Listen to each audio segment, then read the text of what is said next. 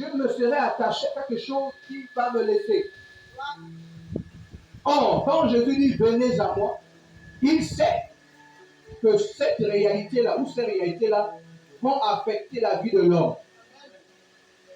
Mais le problème, c'est que l'homme est d'une rébellion qui, en fait, a des racines qui, en fait, d'un point de vue humain, ne mesurent pas ou ne mesurons pas. Et ce qui fait que, durant toute la vie, on passe à côté de l'essentiel. Parce qu'on a cru qu'on est venu sur la terre pour faire fortune. On est seulement là sur la terre parce qu'on doit construire des grandes maisons. Parce qu'on doit boire et manger. Parce qu'on doit, comment dire ça? On doit être en harmonie avec d'abord ce qui est humain. Alléluia. Et on a vu le deuxième jour. Vous tous qui êtes fatigués et chargés. C'était hier. J'essaie, un temps soit peu, de faire un petit résumé en réalité. C'est ce qui nous prend plus de temps. Parce qu'on doit rappeler à ce qui était pas ce qui s'est passé. Et quand le culte dit, ah, ça a duré. Oh, si on avait été tous là, on serait déjà dans le message. Amen. Vous tous qui êtes fatigués. Et on a vu que le fait que l'on refuse d'appartenir réellement à Jésus, parce qu'on appartient en fait à Jésus de manière partielle. Beaucoup, même dans l'église aujourd'hui, sont plus dans le folklore que la véritable relation avec le Seigneur. La véritable communion. Ce qui fait que, par exemple, je prends un exemple qui est visible dans toutes nos assemblées aujourd'hui, et particulièrement au Gabon, c'est qu'en semaine, les gens sont plus occupés à leur chose. Toute la semaine, on ne vient pas aux enseignements, on ne vient pas à la prière, parce qu'on a des raisons. Mais rassurez-vous que vous aurez des raisons jusqu'à ce que le Seigneur vienne vous prendre. Si ce n'est pas quelqu'un qui est mort, si ce n'est pas le mari qui est malade, si ce n'est pas l'enfant, ce sera toi-même. Voici 12 mois qui viennent de passer. Combien de gens ont réussi à ne pas mettre de côté les enseignements? C'est-à-dire ne pas s'absenter pendant un mois. Si on fait le bilan alors que nous sommes en décembre, et que c'est ce qui va nous qualifier pour le ciel, je vous dis que 99% des vies sera en enfer. Tu es avec moi ce matin? Amen.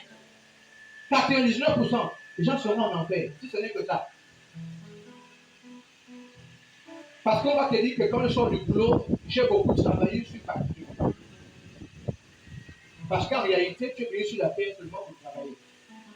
Le travail que tu as là, pour les enfants, pour le mari, pour ce à l'école, c'est ce qui t'a créé en fait. Dis avec moi, amen. En fait, c'est ce qui t'a créé. Ou bien faire les enfants, c'est ce qui t'a créé. C'est l'argent que tu cherches qui t'a créé. C'est le mariage que tu cherches qui t'a créé. Au point que tu oublies le Créateur. Et on a dit qu'à l'époque de Jésus, il n'y avait pas d'église. Puisqu'il a dit à Pierre, tu es Pierre. Pierre n'était pas Jésus. Hein. C'était un homme comme toi et moi. Qui avait des activités comme toi et moi. Pierre avait un travail qu'on appelait pêcheur. Donc parfois il pêchait la nuit, toute la nuit, et il dormait le matin. Ou alors il pêchait le matin et il a juste le repos. Mais Jésus l'a appelé. Pour lui dire, toi, suis-moi. Je ferai de toi un pêcheur d'homme. Pierre n'a pas fait comme toi et moi. Ou quand le Seigneur me parle à l'échelle personnelle, dans mes temps les plus noirs, quand Dieu se révèle à moi, ou quand le Saint-Esprit me dit que ça, laisse ça, suis-moi. Nous on raisonne. On donne des grandes raisons au pasteur. Ou au responsable. Là, je n'ai pas le taxi, je ne peux pas venir. Là, je ne peux pas parce qu'il y a un mariage. Mais rassurez-vous que les mariages ne vont pas s'arrêter. Le problème des taxis va plus se poser. Mais avec acuité, donc avec une plus grande véhémence. Alléluia. Les problèmes sociaux vont se faire, puisque Paul a dit à Timothée que dans les derniers jours, il y aura des temps difficiles. Il y aura des temps difficiles. Aucune prophétie d'un prophète ne va changer ce qui est écrit dans la parole de Dieu. Aucune révélation qui vient du prophète ne va modifier ce qui est écrit de manière scripturaire. Donc c'est que c'est établi. Et la première manière par laquelle Dieu passe pour nous parler, ce n'est pas d'abord par le prophète. C'est d'abord par sa parole. Et on voit qu'aujourd'hui, il déclare que plusieurs donneront une foule de prophètes, de docteurs, de pères spirituels. Ils vont les suivre parce qu'ils veulent entendre Dieu. Ils vont laisser l'essentiel. Et voilà pourquoi beaucoup font naufrage. On a beaucoup de gens qui sont dans l'église autrefois, qui sont dans le monde. Pendant que le dimanche se déroule dans l'église, ils sont assis chez eux ou chez elles. Parce qu'ils ont voulu suivre un prophète, ou bien quand ils sont arrivés, ils n'ont pas trouvé ce qu'ils voulaient avoir, séance tenante. On veut presser Dieu pour lui dire, donne-moi maintenant. Mais Dieu n'est pas notre ami. Ce n'est même pas notre père et notre mère. Physique, quand on peut dire, maman, quand tu me donnes ça, c'est toi qui m'as mis sur la terre. C'est toi qui m'as mis au monde. Quand tu allais avec mon père le jour-là, est-ce que j'ai demandé à venir au monde? Avec Dieu, tu ne peux pas le faire. Amen. Moïse a dit à Dieu, je veux te voir. Dieu a dit, personne ne peut me voir et vivre. Personne. Mais Dieu a dit, mais comme tu as été fidèle, tu as répondu à mon appel, je te montrerai le dos. Au moins tu verras une partie de moi qui est en réalité l'expression du moi. Et Dieu est passé, Moïse avait rien que le dos. Et malgré ce dos-là, Moïse, à un niveau de sa vie, sous la pression du peuple, la pression, voilà quelle expression en fait du fait que les hommes veulent oppresser Dieu pour une bénédiction, pour un mariage, pour un enfant, pour une élévation, pour un diplôme, pour une nomination. Moïse aussi a été soumis à ça. Au point qu'au lieu de parler au rocher, il a frappé le rocher. Est-ce qu'il avait bien entendu ou il avait entendu? Dieu seul nous dira ça à la fin des temps. Mais il a frappé le rocher. Or, le rocher a été Jésus. C'était la préfiguration de Christ qui devait arriver. Il a dit, parle au rocher pour que l'eau sorte. Et c'est cette même révélation que Jésus donne à la femme samaritaine au puits de Jacob. Quiconque boira de cette eau n'aura plus jamais soif. En d'autres termes, tu rentreras dans ton repos. Si Moïse aurait parlé au rocher, il rentrait dans le repos et il devait voir Canaan. Mais comme il a frappé, il n'a pas vu Canaan. Moïse était fidèle. Moïse était patient. Moïse obéissait à Dieu plutôt qu'aux hommes. Alléluia. Voici grosso modo les 2 jours. Amen. Alors, je mets mon chrono. J'ai envie de prendre 45 minutes. Maximum, sinon 30. Amen. On risque de me répéter. Mais plus on se répète dans les mêmes choses, parfois ça embrouille certains. Alléluia. Et ce matin, nous voulons voir, et je vous donnerai du repos. En fait, la pensée ce matin, c'est rentrer dans le repos de Dieu. Amen. Rentrer dans le repos de Dieu. Et le texte de base, c'est Matthieu chapitre 11, verset 28. Elle déclare que venez à moi, vous tous qui êtes fatigués et chargés, et je vous donnerai du repos. Alléluia. Je vous donnerai du repos. Alors, si je viens alors que je suis fatigué et chargé, réellement, c'est alors que le Seigneur me donnera du repos. Vous me suivez? Il me donnera du repos. Amen. Mais si je n'accepte pas, de venir à lui, et si en réalité, je ne réalise pas que je suis fatigué et chargé, je n'aurai jamais le repos, puisque je me sens en bonne santé, puisque tout va bien dans ma vie, puisqu'en réalité, je n'ai pas besoin de Dieu, puisque moi-même, je mène ma vie dans le désordre. Je fais ce que je veux. Vous savez, les hommes, dans l'Ancien Testament, avec la tour de Babel, les hommes ont décidé de construire une tour qui ne va les toucher Dieu. Et Dieu les regardait au départ. Et Dieu n'a rien dit. Mais quand Dieu a vu que les hommes étaient prêts à nouveau se rapprocher de lui, qu'est-ce qu'il a fait pour les en empêcher? Il a fait quoi? Il a confondu les langues. Parce qu'à l'époque, les hommes parlaient tous une même langue. C'est à partir de là qu'on a eu les langues français, allemand, anglais. Et ensuite, on a eu ce qu'on appelle chez nous en Afrique et partout les dialectes. Quand on parle au Ipunu ou le Togo, ce n'est pas une langue. C'est un dialecte. Amen. Amen. Ou encore une ethnie. Nous, on appelle ça le groupe ethno-linguistique. Parce que c'est l'ethnie qui se sert du moyen de la langue. Mais ce n'est pas la langue, parce que la langue, c'est le français, l'allemand, l'italien et le reste, qui sont universels. Amen. Si vous allez au Rwanda ou en Afrique du Sud, ils ont aussi leur ethnie. Amen. Amen. Tu peux être un Zoulou. Amen. C'est que est différent d'être, voilà. Alléluia. Amen. Donc, venez à moi, vous tous qui êtes fatigués et chargés, et je vous donnerai du repos. Alléluia. Amen. Alors, lorsque on lit ce passage, que je vous invite à ouvrir, donc, Matthieu chapitre 11,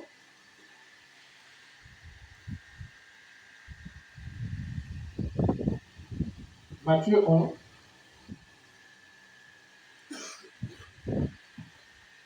au verset 28.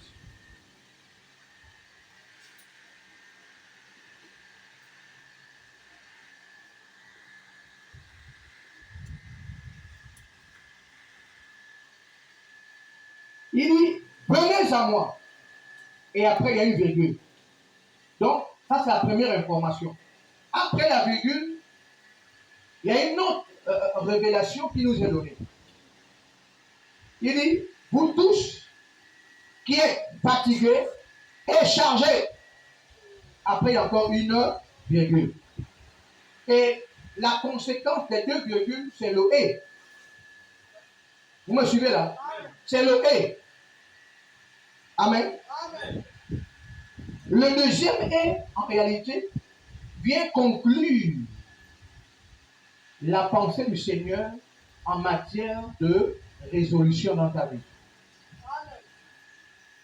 Mais la base, c'est que tu dois venir.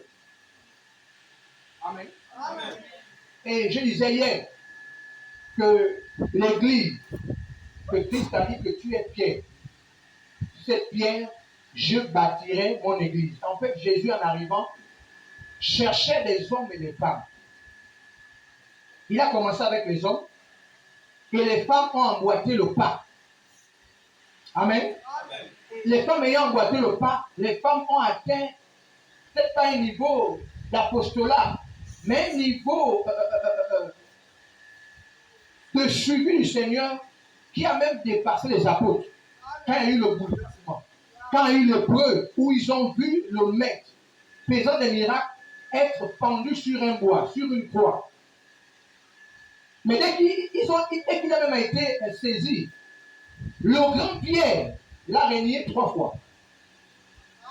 Bon, nous, quand on est pasteur,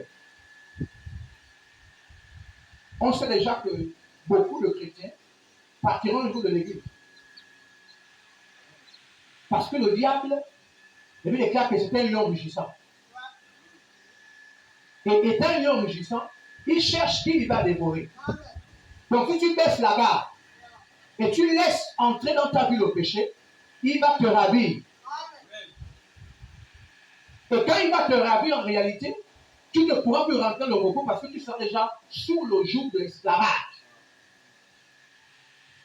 Voilà pourquoi lorsqu'on est devenu chrétien, Paul a dit que si quelqu'un est en Christ, il est une nouvelle création. D'autres versions parlent de nouvelle créature. Amen. Donc Dieu t'a créé en tant qu'homme. Quand tu deviens en Christ, Dieu te recrée de manière spirituelle. Mais cette spiritualité se repose sur sa parole. Et il dit dans Jean 8, 32 que vous connaîtrez la vérité et la vérité vous affranchira. Mais il ne s'agit pas de la vérité quand il faut dire oui ou non. Il s'agit de la vérité qui allait à la croix, qui a porté la peine de tes péchés. Et quand il a porté la peine de tes péchés, en réalité, il a déjà vaincu ces péchés pour que tu ne retombes plus dans un seul péché. Et c'est possible. Mais le problème, c'est que nous ne croyons pas. Et la deuxième chose, c'est qu'on est plus incrédule quand on est chrétien que quand on est païen. Tu vas dire à quelqu'un que ne fait pas ça. Il va te dire que j'ai fait ça parce que. Il connaît mieux que le pasteur. Pire encore, aujourd'hui, on a des pasteurs qui sont plus jeunes que les fidèles. Ça, c'est mon enfant, mais lui, c'est ton enfant. Mais Jésus n'était pas l'enfant de Marie. Non, je me pose la question. Il n'était pas l'enfant de Marie. Marie ne l'a pas porté. Marie ne l'a pas allaité. Marie ne l'a pas fait grandir. Mais quand Jésus est arrivé au niveau du ministère, est-ce que Marie pouvait traiter Jésus comme étant encore son enfant? Non. Il était Dieu. Amen. Et on tombe dans ce piège-là. Et moi, quand je regarde ça, je comprends que tu n'as pas encore été vraiment converti. Alléluia. On a des leaders qui ont presque le même âge que nous. Mais ils ont reçu ce qu'on appelle la paix. Et la paix qui pèse sur leur vie n'est pas la paix d'un homme. Donc si toi tu fais comme certains ont fait avec Timothée, que personne ne méprise ta jeunesse. Ça, j'ai parlé à plusieurs sœurs. Ça me fait 20 ans dans la foi chrétienne. Je parlais à plusieurs. Mais comme je n'étais pas prophète à l'époque, on ne m'écoutait pas. Ou comme je ne prophétisais pas, ou je n'avais pas de parole de connaissance, on ne croyait pas. Puisqu'on croit seulement quand lui, il donne la parole de connaissance. Mais ce qui est dans la parole, la démarche de la parole de Dieu, on ne veut pas la mettre en pratique parce qu'on attend la révélation. Mais aujourd'hui, on cherche, on court après les prophètes. Et après qu'il y a un scandale dans l'église, on dit, oh, l'église là est fausse. Mais toi-même, tu es faux en premier. Toi-même, tu as suivi ça en premier. C'est toi qui es d'abord faux. Pourquoi l'église, à l'époque des apôtres, il n'y avait pas de scandale dans les églises? En matière de sexualité, en matière de tromperie, en matière d'escroquerie, en matière de je ne sais pas comment expliquer ça. En matière de titrologie. Dès que quelqu'un dit je suis prophète, c'est fini. On ne sait même pas de savoir est-ce que réellement Dieu l'a appelé. Parce que le tout, ce n'est pas de voir les miracles se produire, mais c'est la longévité de l'appel, la longévité du ministère, la longévité du message que la personne dégage. J'ai été introduit pasteur, j'étais à l'université. J'avais appelé l'UMOMA en 2010. Amen. Amen. Et je ne savais même pas que c'était sur le point de se faire. J'ai été surpris de l'apprendre par une communication téléphonique. Chacun a un appel, mais on n'est pas appelés tous de la même manière. Amen. Malgré cette imposition au ministère qui m'a été faite, j'ai accepté. Et j'ai laissé le Seigneur me conduire. J'y ai, ça fera 14 ans que je suis pasteur. Et je suis de la première lignée de pasteurs au niveau des ministères. Avant nous, il n'y a pas de pasteur. C'est-à-dire, si on enlève moi, le pasteur Claude, il n'y a pas de pasteur locaux à Sim avant nous. Mais moi, j'étais étudiant. Lui, il était élève. Quand on nous établit pasteur, on nous consacre pas. Et on nous a consacré 7 ans après de la consécration. On était consacré à 3. L'apôtre Steve B. au banquier en France, le président du ministère, moi, et la prophétesse Élite. Voici les 3 consacrés de ministère. Amen. Et je vous dis que je suis arrivé à Sim, j'étais élève en terminale. Je suis devenu étudiant. Et aujourd'hui, je suis devenu fonctionnaire. Et un fonctionnaire, pas les fonctionnaires, voilà. Fonctionnaire en catégorie A1. C'est le sommet de la hiérarchie à la fonction publique. Mais je suis rentré là, j'étais très jeune. Après ma formation à l'école normale supérieure de Libreville. Alléluia. Amen. Après mes 5 ans de formation,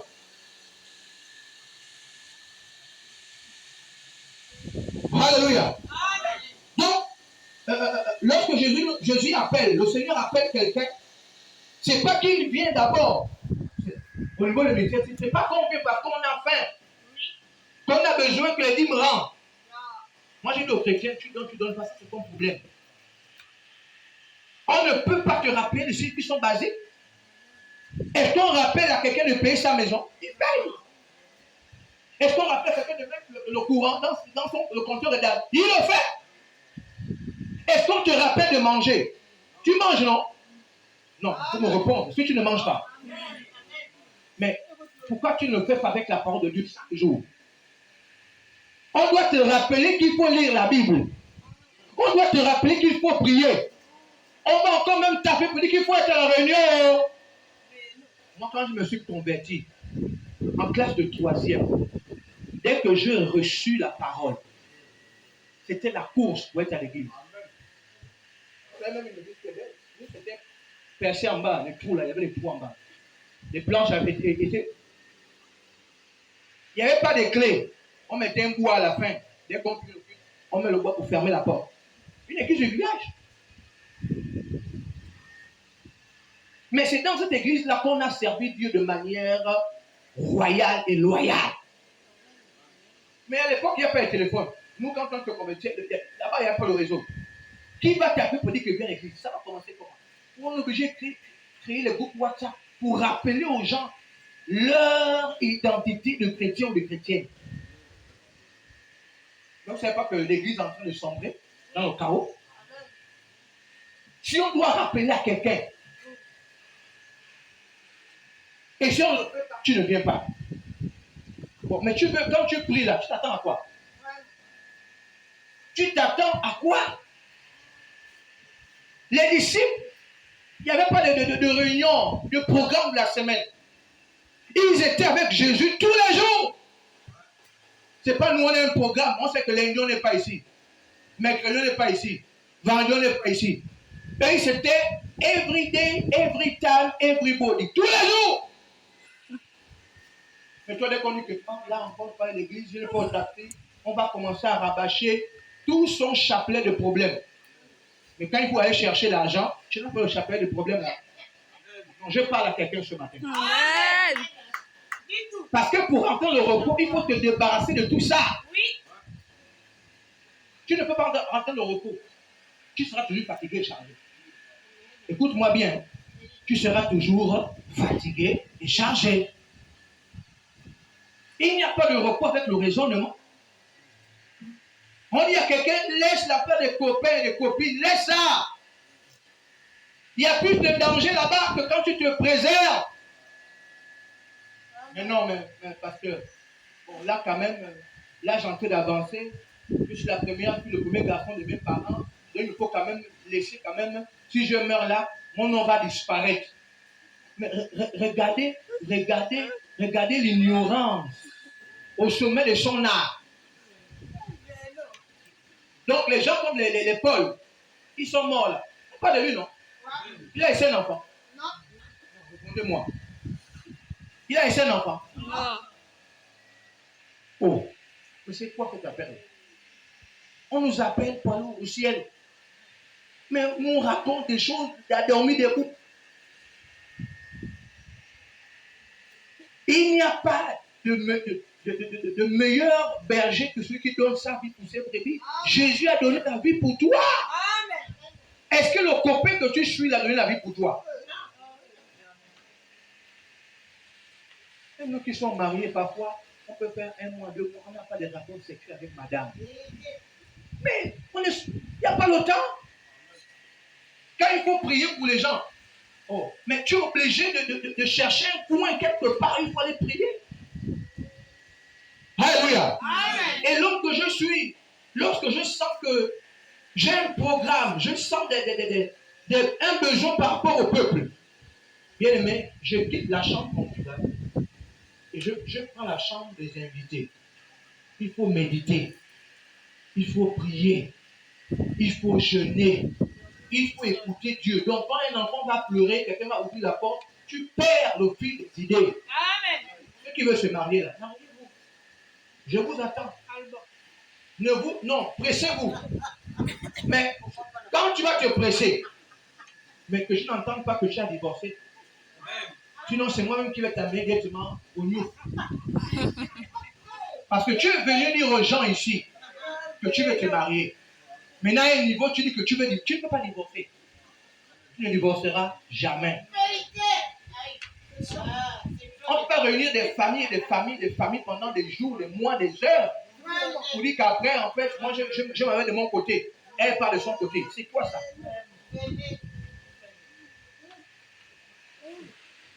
Bien aimé, je m'adresse à quelqu'un ce matin. Amen. Ça paraît anodin, ça paraît... mais en réalité, c'est ce que nous vivons. Oui. On ne veut pas s'attacher à l'essentiel.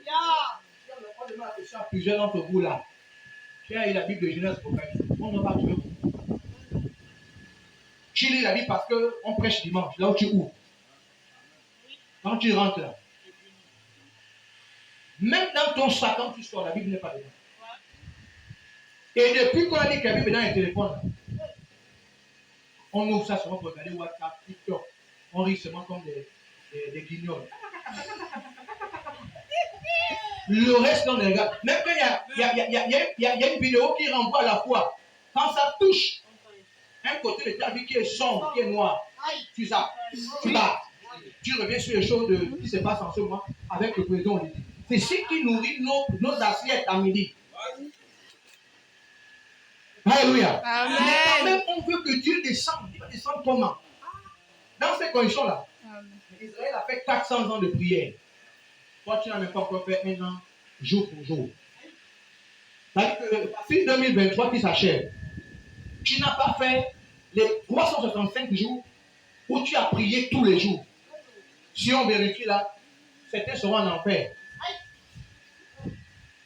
Alléluia. Amen. Venez à moi, vous tous qui êtes fatigués et chargés, et je vous donnerai du repos. Venir au Seigneur, c'est d'abord par sa parole. Et ce que nous sommes, ce que le monde est, ce que nous voyons a été fait par la parole. Par la parole. Alléluia. Amen.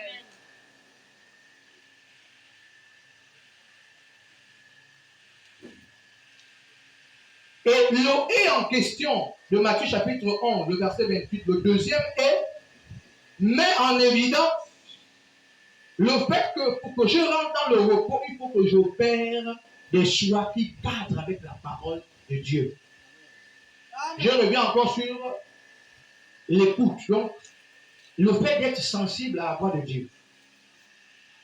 Que ce soit dans le cadre du mariage, dans le cadre des études, ou encore dans le cadre du travail. Parce qu'en réalité, voici le schéma. Ou encore les 4 points culminants de la vie de l'homme. 1. Le mariage. Même si on n'a rien, on veut se marier. 2. Le travail. Même si on n'a pas la qualification qu'il faut. Même moi, quand même, là-bas, je vais me débrouiller. 3. Faire les enfants. Mais tu fais les enfants, est-ce que tu as la possibilité de bien garder ces enfants-là? Vous me suivez là? Amen. Et au milieu, on veut que la pluie du ciel tombe tous les jours. Sans interruption. Mais quand il fait le moyen physique, on dit, oh, la pluie l'eau, il ne peut pas s'arrêter un peu. Moi, je dois aller vendre, je dois aller. Mais on veut spirituellement que la pluie tombe tous les jours. Seigneur, bénis-moi. Seigneur, fais-moi. Seigneur, donne-moi. Seigneur, amène-moi. Seigneur, conduis-moi. Seigneur, il n'y a que moi que tu dois voir. Ne vois pas les autres. Vois d'abord mon cas. Je disais souvent aux gens que si on mettait les caméras dans la chambre des chrétiens, on devait avoir chaque 2 jours des cantiques composés en forme de prière. Parfois, ce qu'on dit n'a pas de sens. Quelqu'un, je prends un exemple. Vous savez, quelqu'un nous a dit à midi qu'il veut se marier. Donc, on l'appelle, il va trouver la femme dans l'église. Bon. On dit, bon, tu vas épouser la fille là. Bon, tu vas la nourrir avec quoi? Oh, parce que je vais nourrir avec la plantation d'arachide de mon père. Non. C'est sérieux. Et c'est comme ça que parfois on encourage les enfants à aller à la mort. Oui. Parce que quand tu es avec malade et que le mari n'aura pas la possibilité d'acheter l'ordonnance, c'est là où la vie peut s'arrêter. On a perdu beaucoup de parents comme ça. Parfois elle est enceinte, mais on ne fait pas les visites tous les 9 mois. On ne connaît même pas, on estime que bon, moi j'ai dit que j'ai fait un garçon, c'est un garçon qui va arriver. Pas d'échographie. Ou encore on fait l'échographie souvent, quand il y a les malaises, à la fin, au départ, on ne sait pas, est-ce que la grossesse qui va arriver là n'a pas de complications? Est-ce que l'enfant à l'intérieur, donc la vie qui est en train de croître, est-ce qu'elle est en train de croître normalement? Et même quand on en fait, on prend les médicaments par ce qu'on appelle l'automédication. Bon, oui. Quand je prends comme ça, en fait, ça me fait souvent comme ça. Mais tu as une condition de grossesse. À cause d'un sédatif, d'un médicament mal positionné, beaucoup des femmes font des fausses couches. Amen. Où l'enfant naît, mais il naît avec des malformations à cause des produits qu'on prend. Moi, je ne suis pas médecine, mais je suis cultivé. Je lis beaucoup. J'ai eu des formations dans le cadre de la médecine, on va dire quoi, naturelle. Alléluia. Amen. Mais on ne peut pas être dans le repos avec une mentalité comme ça. La mentalité du désert. La mentalité, on ne réfléchit pas beaucoup. Ce que je vois, ce que je prends. Je vais me débrouiller devant. Ouais, aujourd'hui, il y a ceux qui vont être incorporés à la police. J'étais au commandement en chef, il fallait faire certaines choses. Et ils sont là. La dame me dit, mais pasteur, beaucoup là vont être triés parce qu'ils sont malades, ils sont pétés là pour rien. À l'instant du fait qu'il y aura la tricherie en haut, mais quand on sort des examens médicaux, ceux qui ne pourront pas, mais ils sont quand même venus là. Certains sont cardiaques, certains sont le premier insuffisant, d'autres sont asthmatiques. Mais tu vas le faire quoi là, mais tu es asthmatique? Parce que la mentalité c'est quoi? Peu importe, Dieu fait grâce, il nourrit les oiseaux du ciel. Combien de fois moi, tu es un oiseau? Tu n'es pas un oiseau. Tu es un humain. Seulement pour les oiseaux du ciel, dès qu'ils trouvent, ils mangent, mais tu n'es pas un oiseau. Tu es un humain. Dieu t'a donné l'intelligence pour travailler. Mais moi, je dors beaucoup. Je me réveille quand au soleil et je vais au zénith. Mais ce n'est pas comme ça la vie. Amen. Amen. Le repos, en réalité, c'est le désormais. Ce qui m'amène à marcher sur terre. Je n'agis plus comme je veux, comme je pense. Mais j'agis en fonction des Écritures. Je ne dois plus mentir parce que je ne suis pas l'office ou encore la conséquence du mensonge. Satan est le père du mensonge. Donc lorsque je mens, je confirme que je suis le fils de Satan. Amen. Bon, la partie là c'est un peu compliqué pour comprendre. Quand je trompe l'autre, je suis en train de mettre en place en réalité le dessein du diable dans mon environnement. Mais à la fin, que je ne dise pas à Dieu, visite tout le monde, il va me visiter. Parce que je suis attaché à Satan par la tromperie. Amen. Pourquoi dans les mariages, parce qu'on trompe. On cache les bulletins, on cache ce qu'on a, on cache notre réel comportement, on cache notre réelle façon de faire. On va se débrouiller dans le mariage. Tu as un problème de conception. Dis la vérité. L'homme, tu n'arrives pas, tu ne peux pas faire d'enfant. Tu es entre griffes, incapable de procréer. Dis la vérité. Parce que tu seras troublé toutes les années du mariage. Et la Bible déclare que ce qui est caché sera révélé. Ce que tu caches maintenant sera révélé demain. Et ça va tourmenter ta vie. Le repos, ça se prépare, ça se travaille, en fait, ça se conçoit par les actes que je pose. Sinon, il n'y aura pas. Alléluia. Il n'y aura rien. Nous sommes pèlerins sur la terre. La mort, c'est la convocation. Introduit dans deux aspects de ce qui se passe après la vie. Quand la convocation de la mort sonne dans ma vie, bien aimé, j'ai deux issues. La plus populaire, c'est l'issue qu'on appelle l'enfer. Ce que la Bible appelle, comme dans Matthieu, large et spacieuse la porte qui amène à la perdition. Amen. Amen.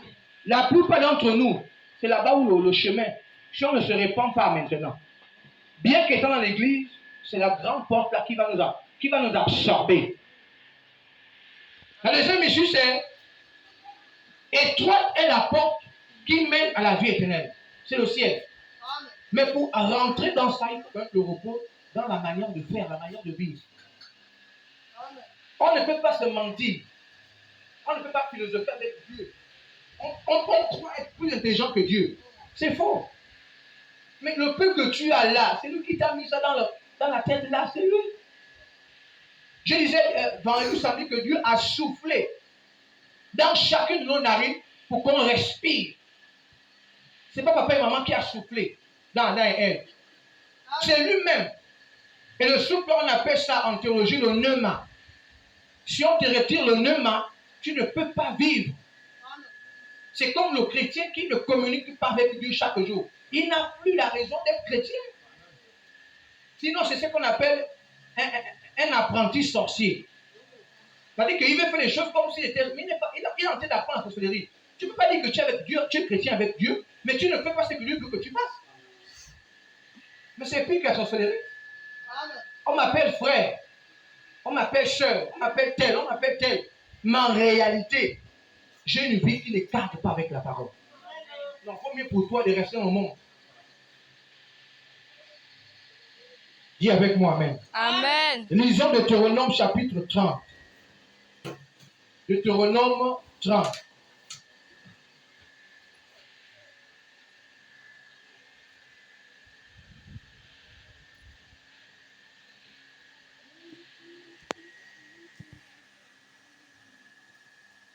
Deutéronome 30,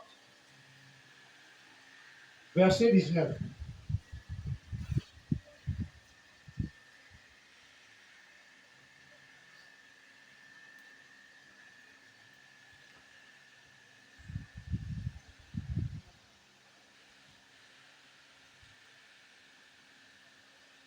De Dieu.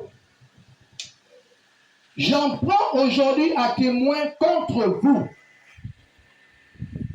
le ciel et la terre.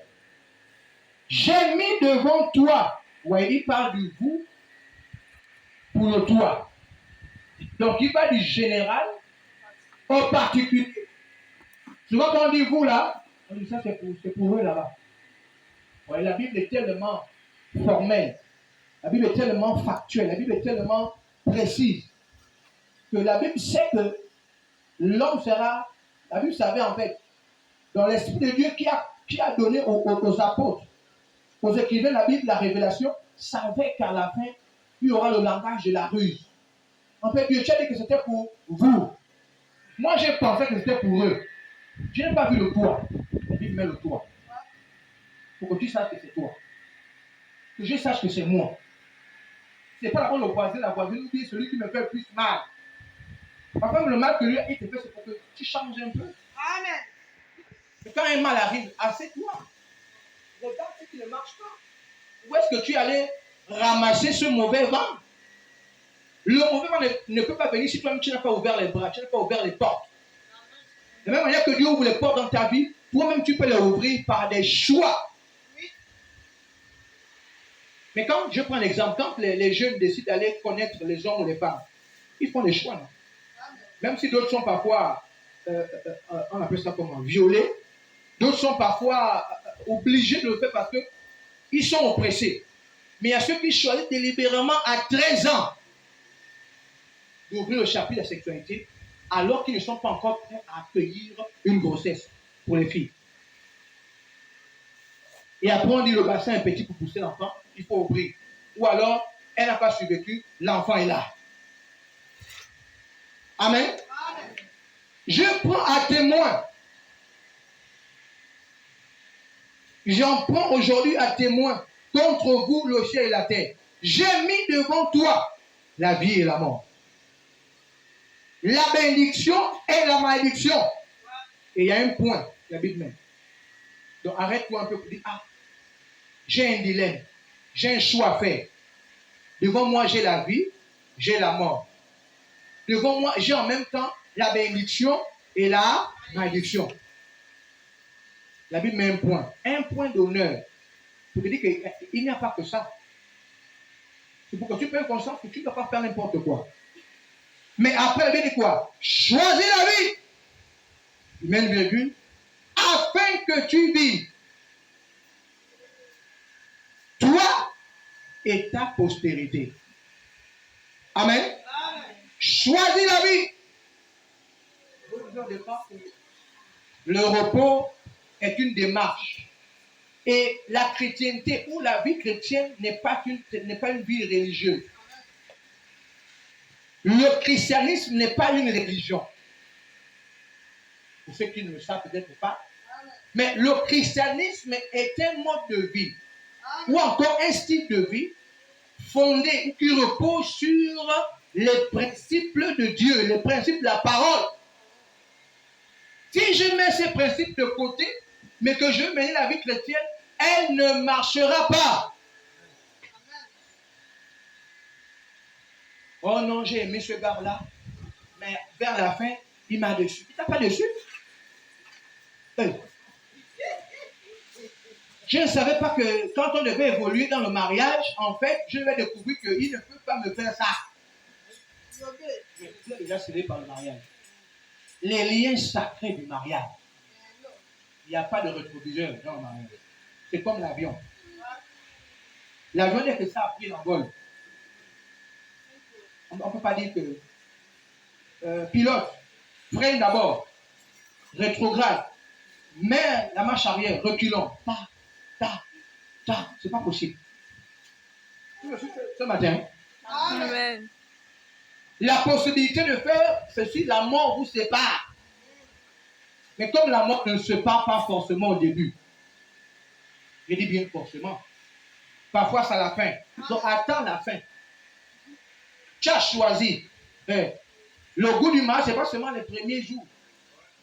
Quand on a la belle robe là, loué, loué, loué Jésus, loué l'agneau.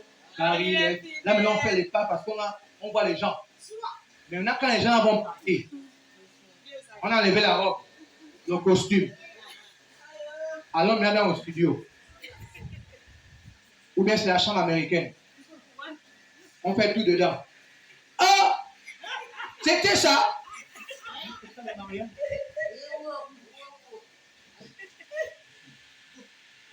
Amen. Quand on dit mariage, hein, c'est le repos. Hein. On se dit que c'est le repos. Mais Paul a dit que ceux qui vont se marier auront les tribulations de la chair. Donc ceux qui ne vont pas se marier, qui vont vivre la sainteté comme lui, ils ne connaîtront pas ça. Mais comme on ne veut pas la partie là, oh, restez comme ça. Je ne peux pas. Marie-toi. Mais dans mariage, il y a mari et il y a âge. Mari et... Donc quand on fait les deux, ça donne mariage. Donc on parle d'un mari âgé. Quand on parle d'âgé, on parle de la responsabilité, on parle de la sagesse. Vous me suivez là? Donc quand toi, tu vas dire que tu vas prendre la fille que ceux les gens ont élevée, ils ont bâti, ils ont enlevé tout ce que vous savez là. Et puis elle faisait tout, ils ont tout lavé. Ils l'ont mis à l'école. Elle ne sait qu'aujourd'hui. Tu as trouvé que c'est la bonne femme. Mais il faut honorer ses parents-là. Eux aussi quand même, hein. Non, pas de quand même. Quand même aussi, c'est que toi aussi tu vas venir prendre. Et quand tu prends là, c'est jusqu'à... Nous, on s'est mariés jeunes. On n'a pas attendu d'avoir 30 ans ou 40 ans. On s'est mariés jeunes. On a pris des résolutions jeunes. Décisions que beaucoup fuient. Même nos parents, là, non. Le mariage, c'est la prison. Mais c'est la bonne prison. Au moins, tu as obéi à Dieu une fois dans ta vie. Parce que le mariage est une institution divine. Quand j'ai le fait, j'obéis à Dieu. Le mariage est un sacrement. Ce n'est pas seulement le buzz de la soirée. Et là, on va accueillir le couple. S'il vous plaît, faites un maximum de bruit. Il n'y a pas ça. Parce que le bruit là, aujourd'hui, là, on dit que quand c'est vendredi, je suis dans le bruit. Ne m'appelez pas, appelez-moi que lundi. Là, beaucoup sont dans le bruit là. Oui. Pour les avoir là, il faut attendre lundi ou mardi. Amen. Amen. Mais ne sois pas dans ce bruit là. Parce que le repos que Dieu donne dans le cadre du mariage est un repos qui rentre dans le cadre de ce que Dieu a prévu au commencement. Amen. Amen. Je mets devant vous la vie et la mort. Oh, la vie que Dieu met devant toi, c'est pour que toi-même, tu réalises et que tu pèses la valeur de la vie. Amen. Mais regardez, en venant ce matin, en passant personnel de Zanion, je viens poster d'un jeune où on est qui repose en paix. Mais quand tu regardes le visage, même quand j'ai regardé, il était plus jeune que moi. Mais il est parti. On l'a enterré certainement hier. Amen. Amen. Il n'a pas joui de sa vieillesse. Elle déclare que l'homme, en réalité, l'homme devait mourir vieux et rassasier les jours parce que on rentre dans le repos. Quand tu es maintenant vieux, les enfants viennent te servir. Même si aujourd'hui on dit que quand les parents sont vieux, ils sont maintenant sortis. Vous me suivez là? Amen. Moi je ne crois pas en ça. Bon, quand j'ai ma grand-mère qui a plus de 80 ans, elle est en cours. Je prends mes enfants, on part là-bas, on fait une semaine. Elle joue avec eux, elle est sous l'air. Rien ne peut les arriver. Une de mes grand-mères, avant de mourir, ça fait pas combien d'années qu'elle est décédée. Elle m'a dit, mais il n'y a que toi, donc tu n'as pas encore d'enfant. J'ai dit, mais tu ne mourras pas avant de voir au moins un de mes enfants. Je n'étais même pas encore marié. J'étais encore à l'église. Elle venait, partait, je partais là-bas. Mais fais-moi l'enfant, je dis quoi, J'ai dit, maman, je n'ai pas de temps pour faire l'enfant. Je fais ça comment? J'appuie un bouton et l'enfant vient. Calme-toi. Et quand le temps est arrivé, je me suis marié. Je crois, un an avant sa mort, elle est arrivée sur Libreville. 1 an ou 2 ans avant. Et nous étions en mission. On était allé ouvrir l'église de Hier, je pense. Où on était à une mission à l'église de Midi. Et quelqu'un était Jeannet. Et on a dit, mais je suis déjà là. Je dis, attends, j'arrive. L'enfant est déjà sur terre. Elle est déjà sur. Tu vas la porter. Après ça, tu pourras mourir. Et je suis revenu de mission. J'ai pris ma fille. Je le lui ai posé. Elle a attrapé. J'ai fait le photo. J'ai dit, bon, là maintenant je peux mourir. Non? Elle m'a dit, oui, j'attends le billet. L'avion pour partir. Je nous c'est comme ça qu'on lui amène. On lui amène à Mi-Penguin-Orengue. Donc j'attends le grand voyage. Il faut que Dieu m'envoie le billet. Mais elle a encore fait 2 ans. Elle est morte. Elle a vu au moins la première. Amen. Amen. Et ceux qui ont joué, elle a déjà vu la première. Elle a déjà parlé par vidéo avec la deuxième. Elle ne peut plus faire le voyage. Donc, la sorcellerie sort d'où? Si Dieu permet, les vacances, elle sera là-bas. Elle verra la deuxième. Alléluia. Amen. Il n'y a pas de repos dans la peur. Oui. J'ai peur que. Il y a des cas que ce que je crains, c'est ce qui m'arrive. Amen. Ce que je redoute, c'est ce qui m'atteint. Oh, tu n'as pas compris. Ce que je crains. Oh, chez nous, là-bas, quand c'est déjà décembre, il y a un sacrifice qui doit se faire. Si tu crains ça, c'est ce qui va arriver. Yeah. Si tu as le plus peur de ça, c'est ce qui va t'atteindre. Amen. Vous savez, je porte le nom du père de ma mère, qui est mort lors d'un accident de circulation à moto. Je crois qu'il avait 38 ans. Donc, chaque fois que je suis vraiment malade, ma mère s'est dit que, bon, à cause du nom, du lien de sang, j'ai dit que je ne suis pas ton père physique.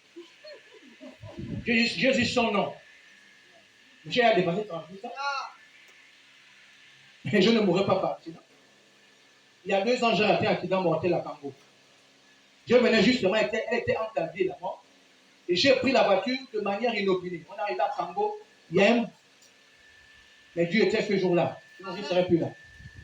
Le chauffeur a freiné, rien. Il a été obligé de tirer le frein en main et de freiner. C'est là où on s'est arrêté. Juste. La benne venait vraiment à vive allure. Donc, elle sortait comme ça. Waouh! Nous aussi, on venait le matin. Quand le linéaire est tout droit là. Là, on pompe. C'est 180. Ce jour-là, c'était sans compter l'intervention de Dieu. Amen. C'était pour moi calme. Derrière le chauffeur, même si ça arrivait, on devait se retrouver, je ne sais pas où. Je devais forcément vivre. Amen. Amen. Alléluia. Amen. Le repos n'est pas difficile. Tout dépend de moi. Qu'est-ce que je mange? Tu sais que ce que tu manges là, ça va te rendre malade. Mais tu manges quand même parce que tu aimes ça. Ah! Quel suicide! Je sais que ça là, c'est tellement sucré. Je bois, ça va me donner le diabète. Mais je bois quand même parce que si je ne bois pas, vraiment, je ne me sentirais pas bien. Hein? Tu es malade, tu ne vas pas à l'hôpital, tu vas en pharmacie, j'ai mal ici, donnez-moi ça. Et quand tu prends les médicaments, tu les prends sans manger. Bon, tu veux quoi? Tu veux vivre longtemps comment? On a aujourd'hui la CNAMGS. On ne peut pas les faire, quelque part, faire un bilan complet pour savoir toute l'année là. Qu'est-ce qui ne va pas? On a forcément des personnes qui sont dans les structures hospitalières. Un bilan ne coûte pas plus de 30 000. On te prend au sang, on regarde, mais comme on a peur. Chez nous, là-bas, les gens sont beaucoup mal. Si je mets encore pour le bilan, le diable va passer pour le bilan pour m'effrayer. Donc, même si le diable ne t'effraie pas, tu vas mourir par crise cardiaque. Amen. Oh, il a dormi, oh, on ne sait pas. Vraiment, il n'avait rien. C'est sûr que c'est mystique. Ce n'est pas mystique. Ta manière de manger. Oui. Tu ne te reposes pas, tu ne dors pas. Téléphone, gunda, toute la nuit. On dit les vacances, les élèves. Les étudiants, on dit les vacances. Non! Mais quand on dit vacances, tu crées notre programme bis. Oh, bientôt, on va reprendre l'école. Oh, mais tu ne me suis même pas mais après, tu vas avoir une fatigue. On n'est pas une fatigue sévère, une fatigue générale. Le repos, ce n'est pas d'abord physique. C'est un état d'esprit. Et ça vient de Dieu. Amen. Il dit, vous gardez le silence et je combattrai pour vous. En d'autres termes, ne cherche pas à t'embarrasser des problèmes de la vie. Fais ce que tu as à faire. Et moi, je ferai ce que j'ai à faire. Et ensuite, tu ne mourras pas. Amen. Parfois, on meurt. On est mal parce qu'on a opéré des choix qui nous ont compliqué l'existence. Et on n'a pas consulté Dieu. Vous savez, on ne consulte pas Dieu. Même pour le mariage. Bon, comme ça, il sent que hein, le frère là ou la soeur là, qui dit, quand je vois, je ne tiens pas debout. Est-ce que tu as consulté Dieu, mon frère? La soeur aussi, quand on vient te voir, ah! Tu ne peux pas dire que, ah, frère, tu es sérieux? Hein? Bon, quand tu me vois là, si jamais c'est possible, on le fait en espace de combien de temps? Où est-ce qu'on va vivre? On va manger quoi? On va habiter où? Toi aussi, comme le Moutema, là-bas, à 100 à l'heure. Hein? Tu pars. Et après maintenant, moi, vraiment, si non, mais tu ne peux pas aller comme ça. Parce que le repos dont il est question, c'est une vie de longévité. Et il n'y a pas de longévité avec un mariage hasardeux. Un mariage qui se base seulement sur la chair, le physique. Comme je vois la soeur, elle a un bon physique. Hein, elle rentre dans le portrait de ce que moi j'ai envie d'avoir. Elle est spirituelle, comme disait pour nous chez nous là-bas, mais Ngamou. Est-ce qu'elle pourrait être avec moi jusqu'à la fin? Mais Ngamou. Le plus important, on part. On va jusqu'à la gare. Mais est-ce que la gare, tu vas prendre le train? La gare là, tu peux arriver, le train va demain. Ou le train déraillé dans la zone dans la ça comment là? Non, on doit s'éloigner, il y a Mbel. Hein? Ou bien au Tumbi. Les villages le train déraillé au Tumbi. Toi, tu es à la gare au Bendo, tu attends au train, le train ne vient pas. On peut arriver à la gare sans prendre l'autre train. Amen. On peut arriver à l'aéroport, tu ne prends pas l'avion. Alléluia. Amen. Alléluia. Amen. Venez à moi pour tout ce qui est fatigué et chargé. Et je vous donnerai du repos. C'est Dieu qui donne le repos. Amen. Tu ne peux pas fabriquer le repos. Tu ne peux pas l'inventer. Tu ne peux pas le créer. Voilà pourquoi on dit aux chrétiens, ne prenez pas les raccourcis. Prends sur le processus. La vie chrétienne est un processus qui dure toute la vie. La conversion, on la subit chaque saison de la vie. Donne la vie à Jésus, le reste là, dès qu'on dit Amen, je pars à la maison. Mais c'est pas la conversion. Tu évangélises quand? Tu parles de Dieu aux gens quand? Oh, tu le fais quand? Tu es un chrétien ou une chrétienne introvertie, donc tu ne penses qu'à toi petite vie. Tu n'as pas au souci des âmes qui sont perdues. Tu n'intercèdes même pas pour eux. Tu ne pries même pas pour la vie de l'église. Dès qu'on est évangélisation, je suis occupé, je ne serai pas là, j'ai des problèmes. Hey, tu vas aller au ciel comment? Alléluia. Amen. Bien. J'ai dit que je vais prendre 45 minutes. Il reste 5 minutes. Donc, si je dois conclure ce programme, Dieu nous convoque pas seulement pour qu'on soit des auditeurs oubliés, mais pour que, à l'heure de cette année, en fait, mon train de vie, ma marche avec le Seigneur doit connaître ce qu'on appelle une floraison. Ça doit fleurir. Ça doit croître. Je ne dois pas être toujours avec le même raisonnement, les mêmes choses. 2023, j'ai raisonné. 2024 arrive encore, dès qu'on dit bonne année, le raisonnement démarre même là, le 1er janvier. Mais finalement, tu vas servir Dieu quand? Tu vas honorer Dieu quand? La Bible déclare que Dieu honore ceux qui l'honorent. Honorer veut dire quoi? Même s'il y a des obstacles, je viens au rendez-vous. Même si je suis fatigué, je viens à la prière. Même si c'est compliqué, je mettrai d'abord la parole de Dieu en pratique. Parce que je suis appelé à ça d'abord. Je ne suis pas appelé à me faire plaisir, moi. Je suis dans une alliance, dans un mariage. Et dans le mariage, on rend l'autre heureux. On ne sera pas heureux soi-même d'abord. Sinon, quand tu étais célibataire, tu te rendais heureux. C'était logique. Mais quand tu te maries, ou bien quand tu es maintenant avec le Seigneur, parce que Christ est l'époux, nous sommes l'épouse. Donc on doit rendre le Seigneur heureux. Comme Dieu a dit à Satan, est-ce que tu as vu mon serviteur Job? Il n'y a personne comme lui sur la terre. Parce que Job rendait Dieu heureux chaque jour de sa vie. Malgré ce que Job a vécu, il n'a pas dit je maudis Dieu. La femme a dit maudis Dieu. Elle dit ok, je te comprends, tu es une femme. Tu es d'un sexe faible. Mais le Dieu qui m'a donné, s'il a repris, que je soit béni. C'est tout. Mais nous, dès que Dieu permet qu'on vienne enlever ce que j'aime le plus, on crée des problèmes, on devient désagréable même dans l'église. On devient bizarre. Je viens ici, je n'ai pas pris à personne. Je m'assois dans un coin, je fais mon culte, mais ce n'est pas un culte. Tu joues au sorcier dans l'église, ce n'est pas le culte. Ce n'est pas le culte. Dès qu'on dit Amen, non, c'est pas. Mais non. Mais non. Nous sommes à la croisée des chemins. En 2 années. Si tu ne décides pas aujourd'hui de laisser Dieu faire, malheureusement, tu seras la même personne toute ta vie. Amen. Tu as lutté. Tu as décidé. Durant 5 jours, tu as fait. Dieu t'a même laissé faire.